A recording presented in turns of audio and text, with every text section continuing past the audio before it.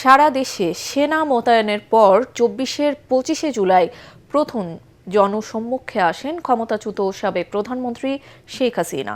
আন্দোলনে আহত নিহতদের খোঁজ না নিয়ে মিরপুর ১০ ও কাজীপাড়ার ক্ষতিগ্রস্ত মেট্রো রেল স্টেশন পরিদর্শন করেন।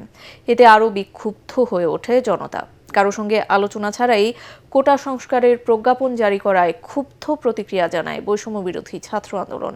এদিকে আন্দোলন দমাতে আইন শৃঙ্খলা বাহিনীর নগ্ন হামলা বন্ধের আহ্বান জানায় জাতিসংঘ, অ্যামনেস্টি ইন্টারন্যাশনাল সহ যুক্তরাষ্ট্র ও কানাডা।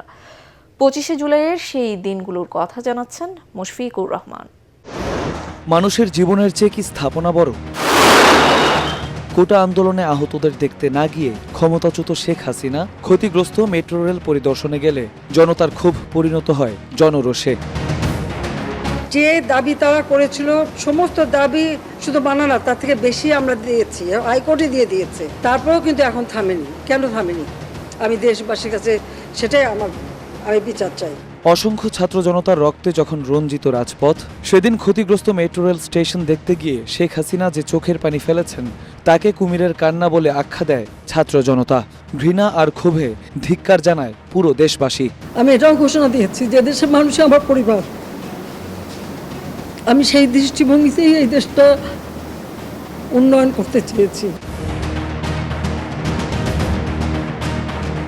২৫ জুলাই বৃহস্পতিবার আন্দোলনকারীদের ওপর পুলিশ প্রাণঘাতী অস্ত্র ব্যবহার করেছে উল্লেখ করে প্রতিবেদন প্রকাশ করে মানবাধিকার সংস্থা অ্যামনেস্টি ইন্টারন্যাশনাল।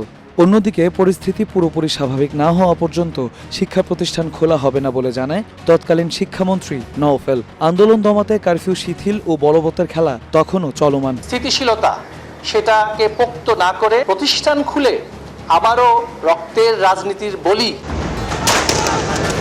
সারা দেশে ইন্টারনেট সংযোগ বন্ধ, কারফিউ জারি আর ধরপাকড়ে শিক্ষার্থীদের আন্দোলন অনেকটা মন্থর হয়ে পড়ে। আর কোটা সংস্কারে জাতীয় সংসদে কোনো আইন পাশ না হওয়ায় সমস্যার চূড়ান্ত সমাধান হয়নি বলে প্রতিক্রিয়া জানায় বৈষম্য বিরোধী ছাত্র আন্দোলন।